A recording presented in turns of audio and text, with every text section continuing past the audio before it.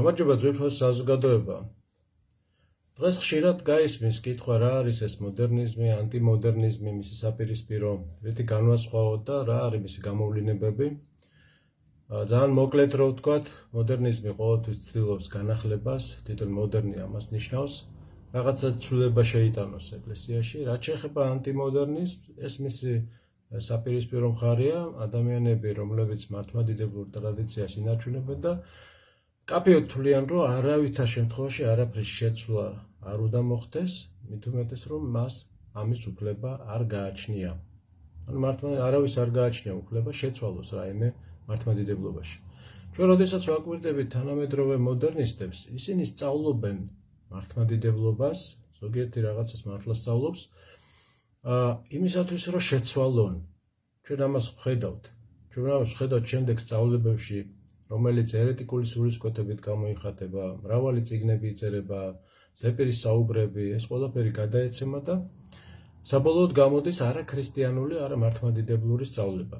რატომ? იმიტომ რომ მოხდა ცვლილება და ადამიანებმა, მოდერნისტებმა კერძოდ ჩათვალეს, რომ მათ აქვთ უფლება შეცვალონ რაღაცა ეკლესიაში. ლოგიკა აქ მარტივია, მათი აზრით მარტივია, თუმცა საპირისპიროა ეკლესიის სწავლების, თვითონ მაცხოვარი ჩვენი იესო ქრისტეს სწავლების, რადგანაც ჩვენ არ გვაქვს უფლება არანაირი ცვლილება შევიტანოთ იმის მიუხედავად ეს ძველი იყო თუ არა. ანუ ისინი ამბობენ მოდერნისტები, რომ უკვე ეს ადრე იყო პირველ საუკუნეებში, ან იყო იქ აფრიკაში, ან სადღაც ანტიოქიაში, მაკედონიაში. რა მნიშვნელობა აქვს მართლმადიდებლობისთვის, სად იყო და როდის იყო?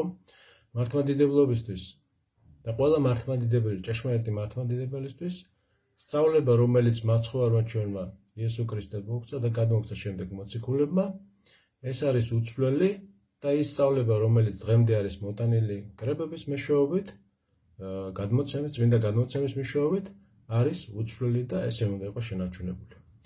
ამრიგად ანტიმოდერნიზმი რას აკეთებს? ანტიმოდერნიზმი სინამდვილეში არაფერს არ აკეთებს, არაფერს არ ცვლის, როგორც უკვე ვთქვით, ის აკვირდება, სწავლობს და ცდილობს ღვთის შეწევნით გააკეთოს შეფასება არა საკუთარი მოსაზრებებით, არა რაიმე ცვლილებებით და ფანტაზიის ნაყოფის გამოვლინებით, არამედ მართლმადიდებლური სწავლებასთან შედარებით. მას არ აქვს არანაირი ამბიცია ანტიმოდერნიზმს, იგივე მართლმადიდებლს, რომ ვინმე გამოასწოროს, ან რაიმე რაღაცა ცვლილებები, ან რაღაც ორგანიზაციული ცვლილებები შეიტანოს ეკლესიაში, კიდევ ერთხელ ვიმეორებ, არც უფლება აქვს ამის და არც სურვილი და არც არის სწორი. ის უბრალოდ ამბობს იმას, რაც ვალდებულია თქვას ყველა მართლმადიდებელმა. ეს არის და ეს. ეხლა რა სახის, რატო გაჩნდეს ზოგადად ეს ტერმინი ანტიმოდერნიზმი? ანტიმოდერნიზმი იმიტომ გაჩნდა, რომ გაჩნდა ტერმინი მოდერნიზმი, მოდი ასე ვთქვათ. დაახლოებით 100 წლის წინ, ხო? რომელიც განვითარდა შემდეგ ეკლესიაში და ჩვენ დღეს ვხედავთ ისეთი ძაბრ განვითარებას ამ მოვლენების, რომელიც გამოიხატება პირველ ყოვლისა, როგორც უკვე ვთქვით, ერეტიკული სულისკვეთების შემოტანით, სიახლეებით, მათ შორის ეკლესიაში. ეს გამოიხატება იდეოლოგიებით, მათ შორის ლიბერალური მართლმადიდებლობით, სოციალური მართლმადიდებლობით, გნებავთ ნაციონალური მართლმადიდებლობით, ეთნოფელიტიზმად ცნობილი. ეს გამოვლინდება ასევე მასობრივი კულტურის გამოვლინებებით, გართობის შემოტანით ეკლესიაში, თეატრალური წარმოდგენებით, სცენებით, პოეზიით, სიმღერებით და ასე შემდეგ. და ბოლოს ეს გამოვლინდა ადამიანებში, რომლებმაც გაამარტივეს, გააუბრალოვეს, დაბიო გახედეს მართლმადიდებლობა. სხვა სიტყვებით რო ვთქვათ, მართლმადიდებლობის სიმაღლეზე კი არ ახავთ ადამიანები, არამედ პირიქით დახავთ ქვემოთ. მაგრამ თითქოს და იყენებენ უბრალო ენას და ეს უფრო გასაგებია. სინამდვილეში ხდება ის, რომ თავისი მოუმზადებლობით, არასწორი დამოკიდებულებით ეკლესიის მიმართ, ისინი უბრალოდ ქვემოთ ეკაჩებიან ადამიანებს და არა ზემოთ, როგორც ეს არის სახარებისეული სწავლება. დღეს გსურს განსაკუთრებული ყურადღება მივაქციოთ ლიბერალურ მართლმადიდებლობას. რატომ ლიბერალურ მართლმადიდებლობას? იმიტომ რომ ამ ეპოქაში ეს მართლმადიდებლობა განსაკუთრებით მძაფრად გამოვლინდა და ის განსაკუთრებულად მძიმე შედეგის მომტანია ჩვენი საზოგადოებისთვის. განსაკუთრებით ახალგაზრდებისთვის. ჩვენ ხედავთ, კაფეოთ ხედავთ სასულიერო პირებს თუ ერისკაცებს, რომლებიც ამ იდეოლოგიით არიან შემჭვალული და მინდა გითხრათ, რომ მრავალი ადამიანი გადაიბირეს სულიერი მოძღვრებიდან, გადაიბირეს თავის მხარეს, მოახერხეს ეს, რადგანაც მათი სწავლება უფრო შეეფერებოდა იმ პოლიტიკურ, ლიბერალურ, ალპთავისებურებაზე დამყარებულ იდეოლოგიას, რომელიც ამ ქვეყნიურია და გამოხატავდა გარკვეულ ინტერესებს, უფრო პოლიტიკური ძალების ინტერესებს და შესაბამისად გახდა მიმზიდველი ახალგაზრდებისთვის და არა მარტო ახალგაზრდებისთვის. ეხლა ჩვენ ყოველთვის ვამბობთ, ასეთ შემთხვევაში ძალიან რთულია გაარჩიო, რადგანაც მოდერნიზმი ჩვენ ვთქვით, რომ ეს არის ერთ-ერთი ყველაზე მზაკრული მოვლენა და მოდერნისტებიც მზაკრულად იყენებენ ამ საშუალებებს. ჩვენ ვთქვით, რომ ისინი სწავლობენ მართლმადიდებლობას, დიახ, სწავლობენ, ამოფარებულნი არიან ხშირად მართლმადიდებლობას, თუმცა მართლმადიდებლური სულისკვეთება მათში ფაქტობრივად არ არის, ან ძალიან მცირე რაოდენობის არის. რითი ვიცნოთ მოდერნისტი ამ შემთხვევაში, ანუ იგივე ლიბერალ მართლმადიდებელი.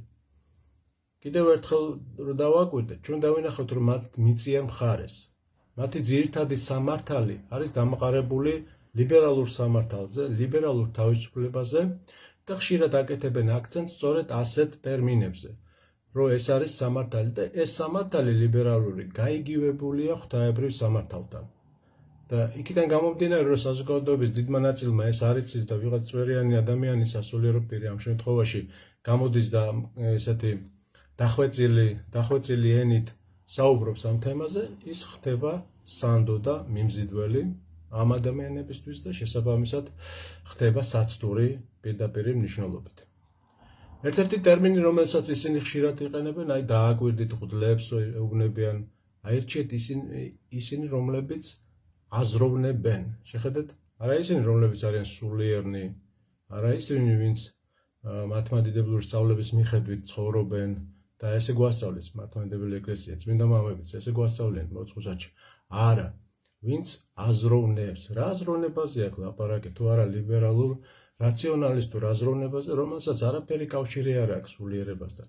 მაქსიმუმ შვინვერ დონეზეა ეს ყველაფერი იმ პოლიტიკურ ინტერესების ფარგლებში პირველ ყოვლისა და არა სულიერ კავშირში. რას იწვევს ეს? ეს იწვევს კონსოლიდაციას იმ ძალების სინამდვილეში ამ ადამიანების ირგვლივ, რომელსაც ეს სიწმინდე და ეკლესია არ აინტერესებთ და იკრიბებიან მხოლოდ პოლიტიკური ნიშნის ძალის მიხედვით და ამ შემთხვევაში ეს სულიერი ფარი, ასე ვთქვათ, ბრჭყალებში ამ სასულიერო პირების სახით უბრალოდ არის ერთგვარი ფარდა, რომლის უკან სინამდვილეში არაფერი სულიერი არ იმყოფება. რადგანაც იდეოლოგია მხოლოდ ამ ქვეყნიურ ინტერესებზე არის დამყარებული, ის მხოლოდ ამ ქვეყნიურს ეძებს, შესაბამისად მასში სულიერი უბრალოდ ვერ იქნება. ამრიგად, როდესაც ჩვენ ვლაპარაკობთ ამ ლიბერალურ მართლმადიდებლობაზე, სწორედ ეს უნდა დავინახოთ, რა დონეს არის ეს ადამიანები, რაზე საუბრობენ. ხშირად დავინახავთ იმასაც, რომ ან გამოვლენების კუთხით, რომ ეს ადამიანები აკრიტიკებენ მეორე მხარეს, საკუთარ თავს ნაკლებად აკრიტიკებენ და ნამათში ნაკლებია ასევე სიყვარული სხვა ადამიანების მიმართ. როდესაც ანტიმოდერნისტი ამბობს რაღაც საპირისპიროს აზრს, ჩვენ არ გულისხმობთ არავითარ მტრობას არავისთან. ჩვენ არავითარ უსიყვარულობის გამოვლენება არ ვფიქრობთ. თუ რამეს ვამბობთ ისევ სიყვარულით, იმიტომ ჩვენ არავინ არ გვინდა რომ დაიღუპოს. ეს არის მთავარი ამოსავალი. ჩვენ არავის არ ვებრძვით, უბრალოდ ამბობ და აფიქსირებ იმ აზრს, რომელიც ოდითგანვე იყო დამყარებული ეკლესიაში და მეტის არაფრის თქმას არ აპირებ. არც ამბიცია გაქვს, არც პრეტენზია გაქვს არაფრის. ჩვენ ლაიკებს არ ვეძებთ, მოწონებებს არ ვეძებთ და სოციალურ ქსელში რაღაც პოპულარობას არ ვეძებთ. მართლმადიდებელი ამას არ აკეთებს, მას ეს არ ჭირდება. იმიტომ რომ ამას არ აკეთებს ადამიანების წინაშე, არამედ რასაც აკეთებს ღვთის წინაშე და ღვთის წინაშეც იქნება პასუხისმგებელი თავის ქმედებებზე და ცხოვრებაზე. დიდი მადლობა ყურადღებისათვის და მომავალ შეხვედრამდე.